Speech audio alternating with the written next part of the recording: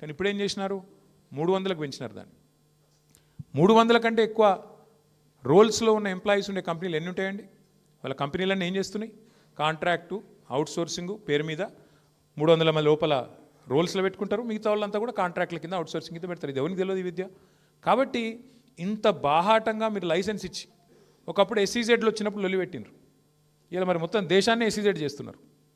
SEZ అంటే ఇక్కడ కార్మిక చట్టాలు ఉండవు, హైర్ అండ్ ఫైర్ ఎప్పుడంటే అప్పుడు చేయొచ్చు, మినిమం డిగ్నిటీ ఉండదు అని చెప్పి లొల్లి పెట్టినారు ఆ రోజు సెజ్జులకు వ్యతిరేకంగా.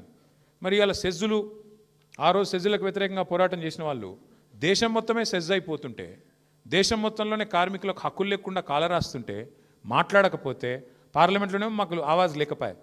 రాజ్యసభలు ఉందనుకోండి, లోక్సభలో లేదు. మరి ఏం చేయాలి? అందుకే నా ప్రపోజల్ ఏంది అంటే, మీ అందరితో కూడా ఒకసారి మనం గుర్తు తెచ్చుకుంటే వెనక్కి తిరిగి, తప్పకుండా మనం ఇవాళ కొన్ని నిర్ణయాలు తీసుకోవాల్సిన బాధ్యత ప్రధాన ప్రతిపక్షంగా మన మీద ఉన్నది. అందులో నేను ప్రతిపాదించేది ముందుగా గౌరవ పెద్దలు రాంబాబు గారికి, వినోద్ గారికి, ముఖ్యంగా అదేవిధంగా సహచర పెద్దలందరికీ కూడా, ముందుగా ఈ 4 లేబర్ కోడ్స్ మీద ముందు మనకి ఇప్పుడు ఇంతకుముందు ఒక మిత్రులు అన్నారు, ఎవరో గుర్తు రావట్లేదు కానీ, తమ్ముడు కేటీఆర్ మినిమం కూడా నీకు తెలియదు 300 ఎంప్లాయీస్ గురించి మాట్లాడుతున్నావు. ఇది ఇంతకుముందు కూడా ఉన్నది, ఇప్పుడు కూడా ఉన్నది. నువ్వు ఉన్నప్పుడే ఐడి యాక్ట్ కింద, ఇండస్ట్రియల్ డిస్ప్యూట్ యాక్ట్ కింద చాప్టర్ 5A, చాప్టర్ 5B అని ఉంది. 5 అంటే బిలో 100 ఎంప్లాయీస్, 5B అంటే ఎబో 100 ఎంప్లాయీస్. అది కూడా నీకు తెలియదు. మరి నీకు ఎవరు రాసిస్తుందో ఏందో నాకు తెలియదు ఆ ఇష్యూ. ఇంకోటి, ఎబో 300 ఎంప్లాయీస్ ఉన్నా, బిలో ఎంప్లాయీస్ ఉన్నా, అలా including contract labour, casual labour, ఆ లేబరు, ఈ లేబరు, ఈవెన్ ఇంక్లూడింగ్ సెక్యూరిటీ, గార్డెన్లో పనిచేసే వాళ్ళు అందరినీ కలిపితేనే ఆ కౌంట్ వస్తుంది. అది కూడా నీకు తెలియదు. అది కూడా నీకు తెలియదు. తెలిసేటప్పుడు ఎవరినన్నా కనుక్కొని మాట్లాడాలి. ఇందులో నీకు చాలా నీ డొల్లతనమే ఇక్కడ తెలిసిపోతున్నది. ఇంకోటి ఎస్ఈజెడ్ గురించి మాట్లాడుతున్నావు. ఎస్ఈజెడ్ ఎప్పటి నుంచో ఉంది, ఇవాళ కొత్తగా లేదు. అది ఎప్పుడు 20 ఏళ్ళ నుంచే మొదలైంది. ఎస్ఈజెడ్లో స్పెషల్ ఎకనామిక్ జోన్ కింద తీసుకొని దానికి ట్యాక్స్ ఎగ్జంప్షన్స్ ఇస్తారు.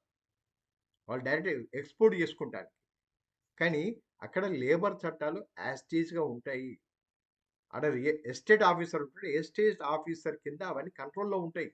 అది కూడా తెలియకపోతే ఎలా కేటీఆర్? అది కూడా నువ్వు చేస్తే ఏదో ఇప్పుడు కొత్తగా ఫైండ్ అవుట్ చేసిన, కొత్త ఇన్నోవేట్ జరిగింది, కొత్త ఒక డిస్కవరీ చేసినట్టు మాట్లాడుతున్నావు వెటకారమైన నవ్వుతోటి. అది ఇంకోటి కేటీఆర్, ఒక మాట అంటే నువ్వు బాధపడతావు కావచ్చు. 2014 నుండి నువ్వు దిగేంత వరకు కూడా మినిమం వేజెస్ మీద రివ్యూ జరగలేదు. కార్మికులకు మినిమం వేజెస్ మీద నీ రివ్యూ చేయలేదు మీ దగ్గర. కనీసము వాళ్లకు కనీస వేతనాలు పెంచాలని ఒక ఆలోచన లేని వ్యక్తివి ఆ ప్రభుత్వంలో నువ్వు. నువ్వు కూడా కార్మిక చట్టాల గురించి మాట్లాడుతున్నావంటే ఇంకేం చెప్పాలి నీకు? మినిమం వేజెస్ గురించి పట్టించుకొని నువ్వు మాట్లాడక ఎక్కువ తక్కువ ఏది పడుతుంది, ఏది మాట్లాడితే నీ యొక్క డొల్లతనం మొత్తం బయటపడుతుంది కేటీఆర్ తమ్ముడు.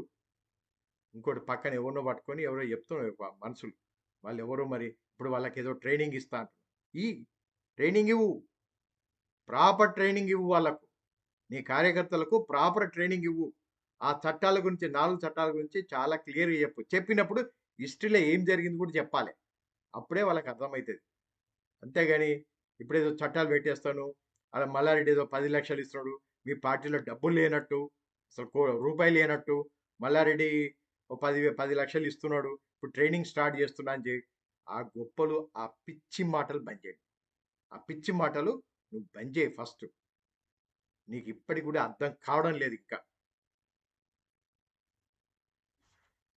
జై హింద్.